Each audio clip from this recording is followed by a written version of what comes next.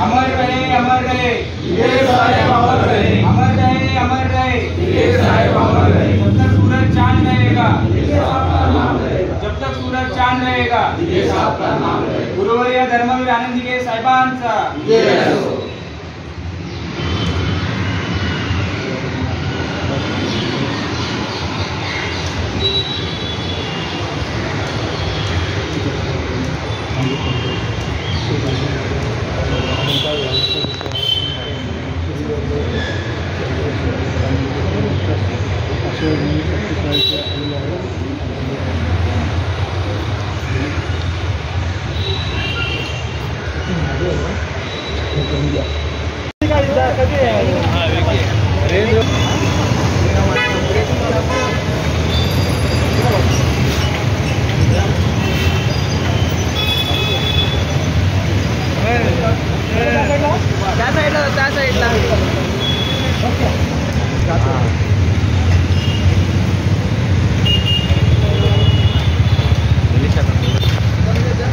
साहेब थोडं अरे अमर रहे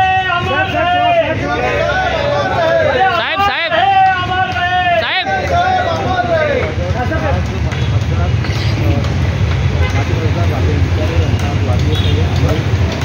हां बरोबर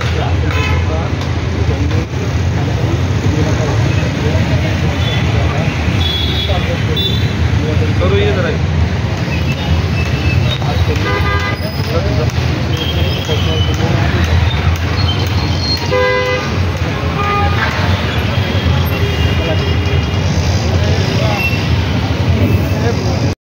मला वाटतं आज वाढदिवसाच्या निमित्ताने आमचे गुरुवर्य धर्मवीर आनंदीगे साहेब यांच्या समाधीस्थळावरती आणि त्या ठिकाणी पुतळ्याला हार घालण्यासाठी आम्ही सर्वजण गेलो होतो।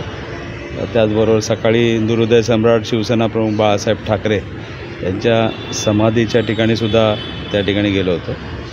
आणि तुम्ही बघितलं असेल आज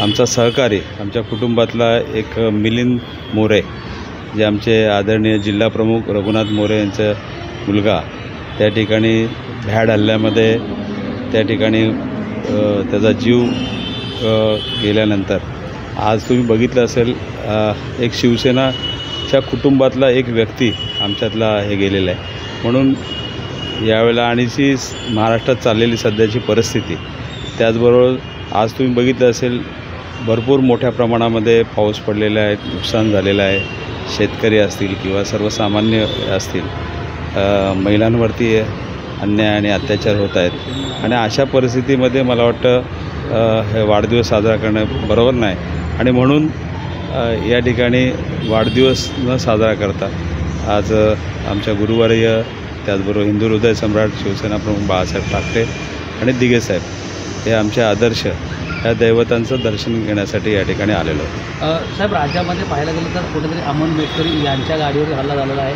आजच आता ताजी घटना जितेंद्र आव्हाडांच्या गाडीवर देखील हल्ला झालेला आहे। कसं बघताय सर्व काही? मला वाटतं सर्व ह्या महाराष्ट्रातली या देशातली कायदा सुव्यवस्था ढासळलेली आहे आणि तुम्ही बघितलं असेल एखादी धमकी दिल्यानंतर त्या धमकीचं रूपांतर खरोखर मारहाणीमध्ये होतं आहे। म्हणजे याचा अर्थ कायदा सुव्यवस्था बिघडलेली आहे, कोणालाच भीती राहिलेली नाही, पोलिसांची भीती राहिलेली नाही आणि म्हणून सर्वसामान्य माणूससुद्धा या ठिकाणी त्या व्यथित झालेला आहे. आणि अशा परिस्थितीमध्ये या महाराष्ट्रामध्ये तुम्ही बघितलं असेल गेल्या महिन्याभराच्या ह्याच्यामध्ये जवळजवळ 3 ते 4 घटना या ठिकाणी झाल्यात. महिलांवरती अत्याचार झाले, त्या निर्गुणपणे त्या ठिकाणी त्या महिलेची हत्या झाली. आणि अशा परिस्थितीमध्ये या महाराष्ट्रामध्ये आपल्या राज्यकर्त्यांना या ठिकाणी लक्ष द्यायला वेळ नाही, परंतु कार्यकर्ते फोडण्यासाठी त्यांना वेळ आहे. आणि आज तुम्ही बघितलं असेल ज्या पद्धतीने आज एका महिलेला ज्या पद्धतीने आज कुठे तुम्ही बघितलं असेल दुसऱ्या दिवशी त्या ठिकाणी उरणला हत्या झाली. त्या ठिकाणी मुंबईला पहिल्यांदा वरळी कोळाड्यामध्ये एका महिलेला चिरडून ठार मारलं गेलं. या ठिकाणी शिळफाड्याला एक घटना झाली. अक्षता म्हात्रे नावाच्या एका विवाहित महिलेवरती अत्याचार झाला, तिचा खून झाला. आणि त्याच पद्धतीने आज तुम्ही बघितलं असेल उरणला झाली ही घटना. म्हणजे अशा पद्धतीने वारंवार घटना होत आहेत, लोकप्रतिनिधींवरती हल्ले होत आहेत.